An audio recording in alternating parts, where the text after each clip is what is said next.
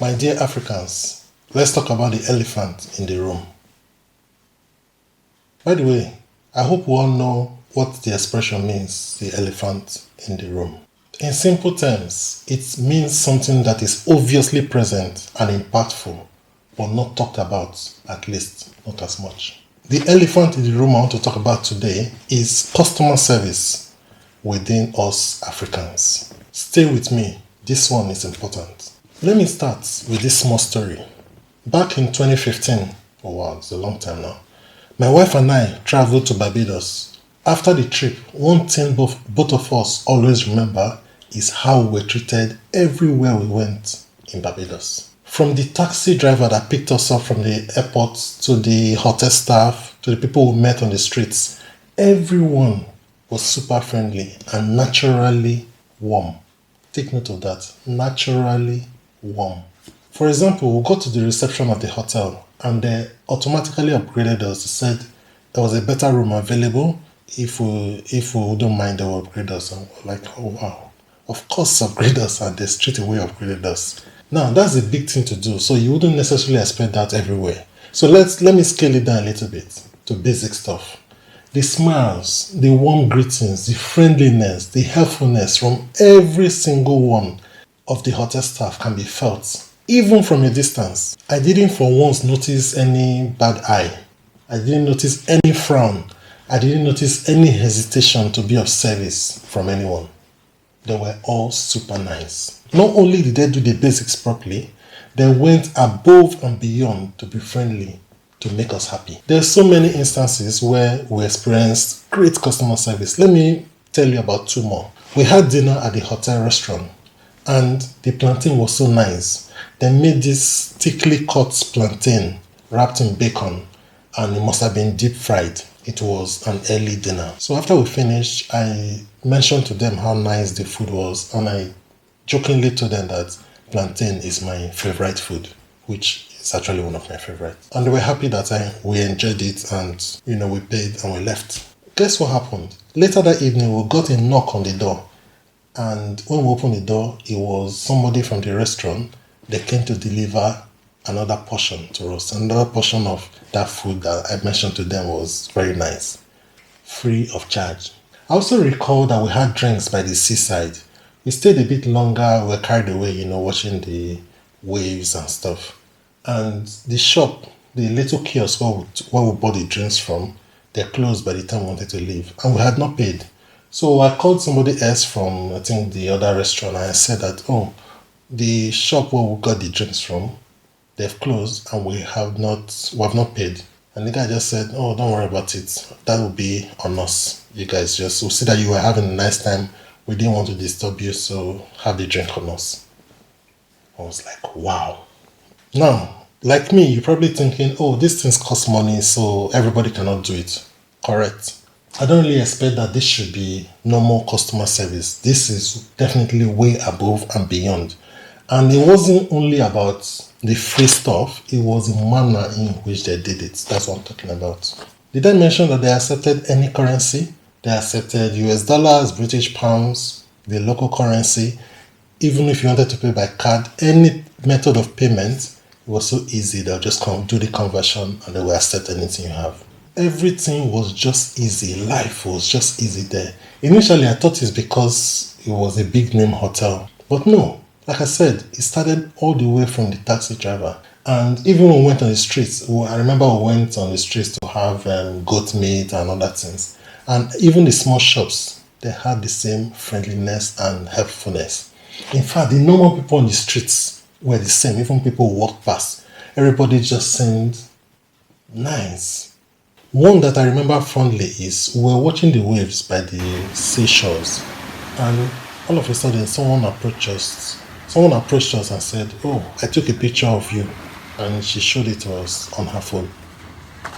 This picture was beautiful, and then she was asking how she could send it to us. Obviously, we sorted that out. That turned out to be one of my favorite pictures from that trip.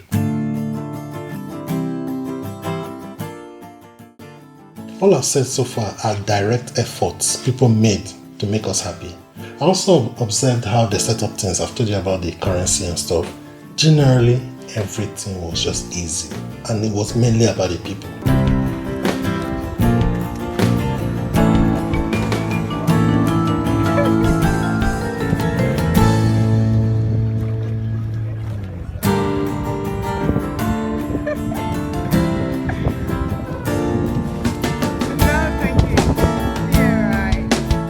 I remember in the hotel they put in a bathroom this needle and thread. Now we didn't need it, but we could have.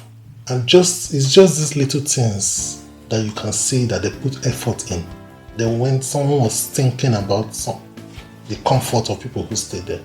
Can you see what great customer service does? For the past 5+ years, I've been talking about Barbados. I've talked about it to anyone and everyone who cares to listen. And I've just told you again. I've been to many other places, some even more popular, and stayed in similar or big name hotels. Not many have left such an impression on me. My dear Africans, this is the elephant in the room. Customer service within us Africans. The way we treat each other, especially business to customer, is so important it cannot even be highlighted enough. I think sometimes we let our biases affect how we treat our customers, and this is wrong. Apply same great customer service to everyone.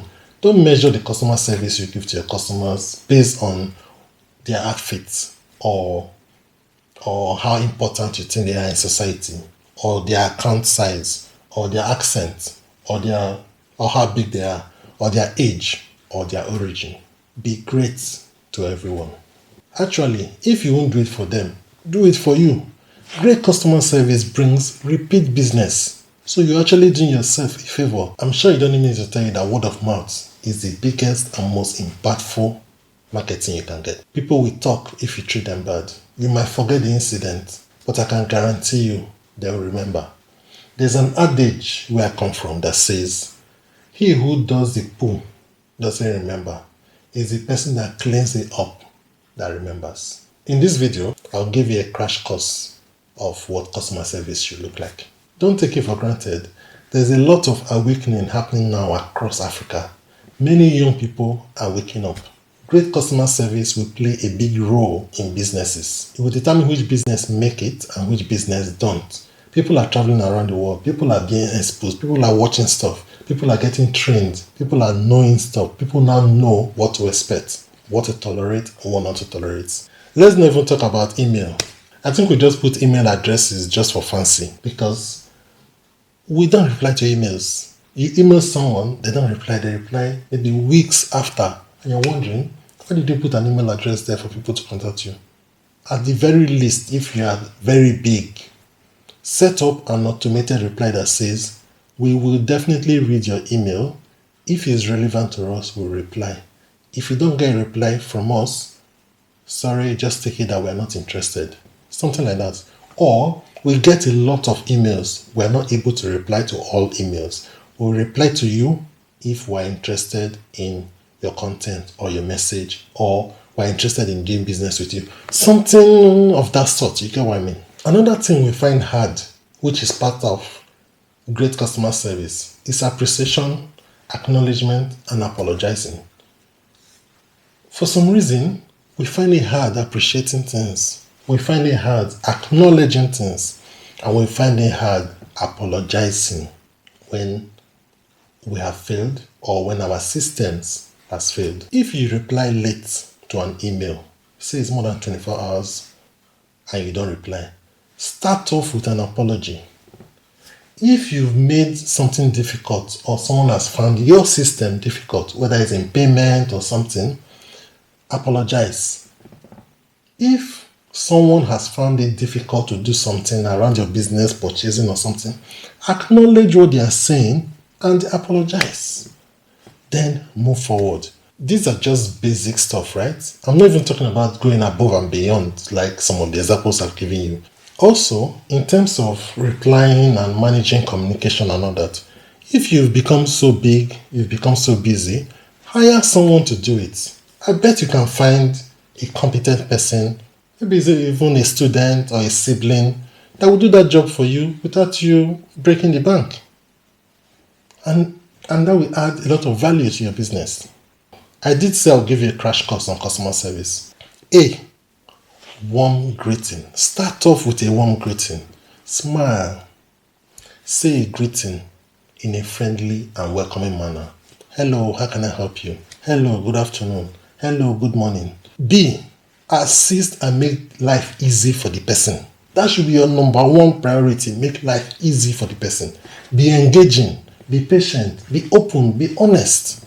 And very importantly, know your stuff. If you don't know how to find out. Hello, sir, or hello, Peter. Sorry, I don't have that information, but I'll find out for you. Just give me 5 minutes, I'll find out for you. Find out and go back. Don't find out and forget. I'm coming. You take 20 minutes, I'm coming. And see a friendly goodbye. Smile and say a greeting. Thank you very much. See you next time. Thank you. Bye-bye. Thank you. Have a safe trip. Simple. Guess what's even more alarming? This elephant in the room is very present amongst Africans in diaspora. We carry it abroad. You will find the same bad customer service amongst us Africans in London, in Toronto, in America, especially between Africans to their fellow Africans. I don't just know why. Why do we like to treat each other bad?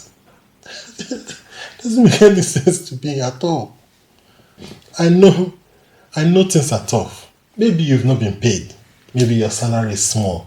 Maybe you've worked long hours. Maybe you have family problems. Whatever. That's not the customer's fault though. I don't put it on them. Who knows? Maybe it's that customer that might even help you out of that your problem that you're having, or give you an opportunity out of that issue or something. But you've just blown your chance with a bad attitude. That customer also, some of them, they have their own issues. And they shouldn't put it on you either, by the way.